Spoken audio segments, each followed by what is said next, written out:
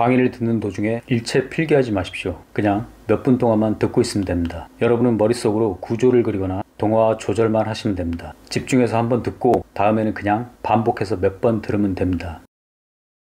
자, 이번 시간은 교육 심리학인데요. 교육 심리학에 대한 이해가 필요하겠죠. 이전에 심리학의 5가지 관점을 보면은 생물적, 인지적, 행동적, 정신분석적, 인본주의적 접근 방법이 있습니다. 자, 이 심리학적 5가지 관점을 통해서 우리가 인간을 이해하기 위한 접근이라고 보시면 되겠죠. 자, 그 다음에 학습 심리학이라는 것은 우리가 끊임없이 변화하는 환경에 적응하는 기제를 연구하는 것을 바로 학습 심리학이라고 하는데요. 이 학습이라는 것이 태어나면서 우리가 2가지 적응 기제가 있는데 유전적인 행동 양식과 그리고 학습이 있습니다. 자, 이 환경에 적응하는 2가지 기제가 있는데 우리가 볼 것은 학습이죠. 학습 이론에는 고전적 조건화 이론과 조작적 조건화 그리고 사회 및 인지학습 이론이 있습니다. 먼저 간단하게 보자면은 고전적 조건화는 조건에 대한 무조건적인 반사, 수동적으로 조건 반사가 형성된다고 그렇게 학습이 된다고 보는 것이고요. 조작적 조건화는 조작된 어떤 반응이 바로 강화 자극이 조건화 뒤에 바로 이어 나타나야 학습이 이루어진다. 이렇게 보고 있습니다. 그리고 사회 및 인지학습인데요. 인간의 행동과 지식이라는 것이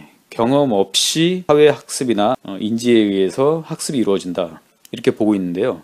사회학습에는 모델링과 모방 그리고 관찰을 통해서 학습을 하게 된다는 것이고 인지학습은 조건화와 그리고 통찰, 잠재학습의 인지도에 의해서 학습이 이루어진다 이렇게 보고 있는 것입니다. 결론적으로 이 교육 심리학이라는 것은 학습자의 이해를 통해서 우리가 궁극적으로 교육의 효과를 극대화하는 데 있다는 것 이렇게 이해하고 넘어가면 되겠습니다. 자, 다음 발달에 대해서 한번 보겠는데요. 발달에는 인지 발달 그리고 언어 발달, 성격, 사회성과 정서 발달이 있고 그리고 마지막으로 도덕성 발달이 있습니다. 인지 발달에 대해서 한번 보겠는데요. 인지 발달이라는 것은 지적인 특성이 발달하는 것이죠. 피아제의 인지 발달 이론이 있고요. 비가치케의 사회문화적 접근 이론이 있습니다. 피아제는 환경에 대한 수능의 과정, 즉 동화와 조절을 통해서 수능을 해나간다. 이게 바로 인지 발달이라고 보았고요. 발달 단계는 4가지 단계가 있죠. 감각운동기, 전조작기, 구체적 조작기, 형식적 조작기 이렇게 인지발달 단계를 주장을 했고요. 비가치키는 인지발달 자체는 사회학습을 통해서 일어나는 것이다. 그래서 사회학습이라는 것은 즉 언어의 영향을 받게 되겠죠. 그래서 언어발달이 중요하다는 것. 다음 언어발달 이론으로 넘어오게 됩니다. 인간은 태어나면서부터 언어 획득 장치를 가지고 태어난다는 촘스키의 주장이 있고요. 그리고 스키너 이외에 여러 학자들이 어떤 조작적 조건의 형성 과정을 겪어가면서 언어를 발달하고 그렇게 학습을 하게 된다. 다시 말해서 학습과 모방으로 언어가 발달한다고 설명을 했습니다.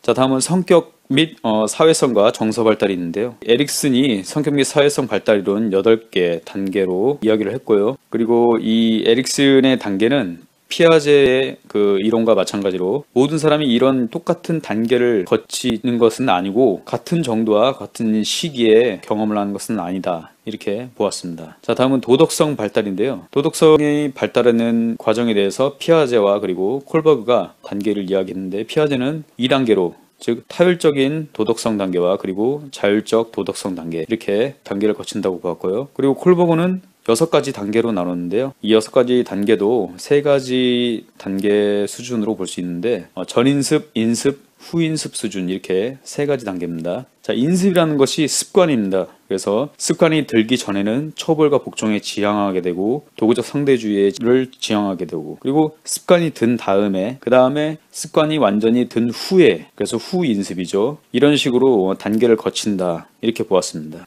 자, 다음은 학습자의 개인차인데요. 이 개인차라는 것은 여러 가지가 있겠죠. 그래서 먼저 지능을 우리가 학습자 측면에서는 지능을 개인차로 보게 되면은 지능이라는 것은 문제 해결 능력이라고 보면 되겠죠. 자, 그래서 어떤 지능 검사가 있고 또 최근에는 어떤 지능 이론이 있는지 중요한 것은 요즘 많이 강조되고 있는 창의성이죠.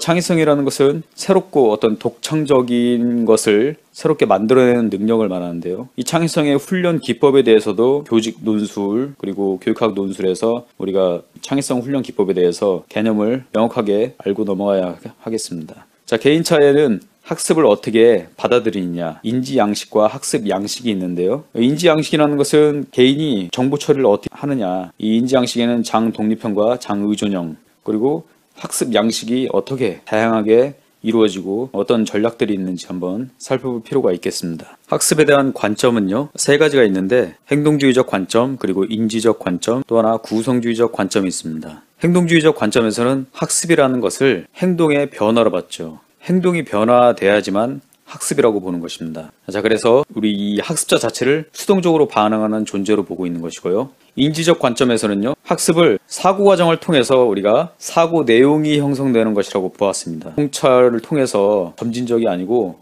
통찰을 통해서 사고 내용이 형성되고 그런 과정을 겪는다라고 보는 관점이 바로 인지적 관점이고요. 또 하나는 구성주의적 관점인데, 구성주의적 관점은 학생들이 스스로 지식을 어떻게 해요? 구성해 나간다는 것입니다. 학습자가 지식을 내부로부터 밖으로 표상하고 표출하고 그러한 과정을 겪으면서 자신의 경험과 해석을 통해서 지식을 스스로 구성해 나간다. 이렇게 학습을 바라보는 관점이라고 보시면 되겠습니다. 자, 다음은 교육심리학 연구인데요. 이 교육심리학 연구 범위에는 교수학습과 그리고 생활지도 및 상담과 겹치는 부분들이 많은데요. 수업이론, 즉 학습, 교수학습 이론을 말하죠. 교수학습 이론에 대해서는 1년에 수업 목표를 달성하기 위해서 어떠한 처방과 그런 과정들이 적용이 되는지 자세히 살펴보면 되겠고요. 교사가 전개하는 수업의 과정, 즉 활동이죠. 이런 과정에서 목표가 어떻게 제시가 되는 것부터 시작을 해서 계획하고 진단, 전개, 발전, 평가가 어떻게 여러 활동을 거치게 되는지 확인을 해두시면 되겠습니다. 그리고 학습 동기는 어떻게 유발되고 그러한 방법들에는, 동기를 유발하는 방법들에는 어떤 것들이 있는지 자세히 알아두면 되겠고요. 적응, 또 생활지도는 어떻게, 생활지도 방법에는 어떤 것들이 있는지 알아두면 되겠죠. 마지막으로 행동수정이 있는데요. 이 다양한 학습을 위해서 학습의 원리나 다양한 기법들이 어떻게 제시되고 적용되는지 확인해 두면 되겠습니다. 모든 강의는 무료입니다. 다만 구독과 좋아요 꼭 좀 부탁드리겠습니다. 이 채널을 지속하는 힘이 됩니다.